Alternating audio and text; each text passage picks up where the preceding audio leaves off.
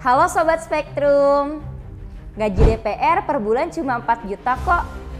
Kalian marah sih? Iya sih, tunjangannya sampai 230 juta. Tapi ada nggak sih undang-undang atau peraturan yang mengatur tentang gaji DPR? Kita bahas yuk.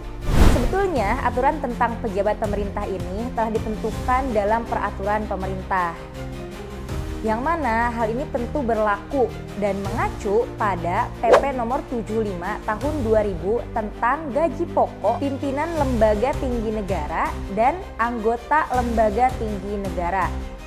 Dan juga ada dalam surat edaran Setjen DPR RI nomor KU.00-9414 DPR RI-XII-2010 mengenai rincian tunjangan. Gaji pokok anggota DPR ini hanya 4.200.000 per bulan. Kalau wakil ketua DPR 4.620.000. Nah, kalau ketua DPR ini sekitar 5.040.000 per bulan. Namun, berdasarkan data yang diolah oleh Forum Indonesia untuk Transparansi Anggaran atau FITRA dari daftar isian pelaksanaan anggaran Dewan Perwakilan Rakyat tahun 2023 sampai 2025 ditemukan realita bahwasannya tunjangan DPR baik ketua, wakil, dan anggota itu mencakup pertama tunjangan melekat. Tunjangan melekat ini ada pada tunjangan istri atau suami sebesar 420.000, tunjangan anak maksimal 2 anak 168.000, uang sidang atau paket 2 juta, tunjangan jabatan 9,7 juta. Ini buat anggota ya. Kalau 15,6 juta ini buat wakil ketuanya. Kalau 18,9 juta itu buat ketua. Ada juga tunjangan beras besarnya 12 juta.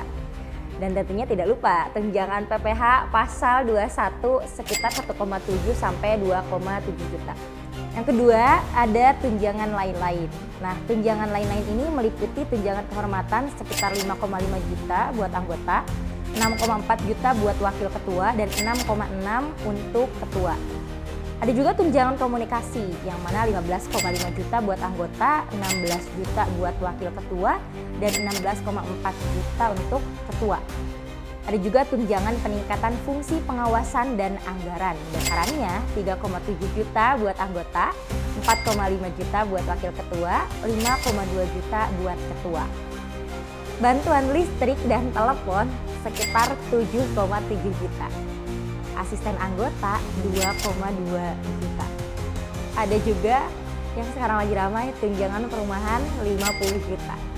Sementara fasilitas kredit mobil sebesar 70 juta tapi per periode.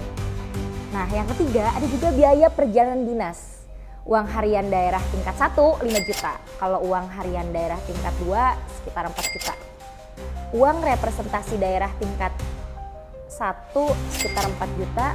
Dan uang representasi daerah tingkat 2 sekitar 3 juta. Duh, kalau ditotalin ada mungkin ya sekitar 230 juta, bisa 42 kali UMR Jakarta. Kalau menurut sobat gimana nih baiknya tentang gaji dan anggaran anggota DPR? Kan kita katanya lagi efisiensi. Bisa kali ya anggaran mobilnya dikurangi biar Bapak Ibu bisa naik Transum.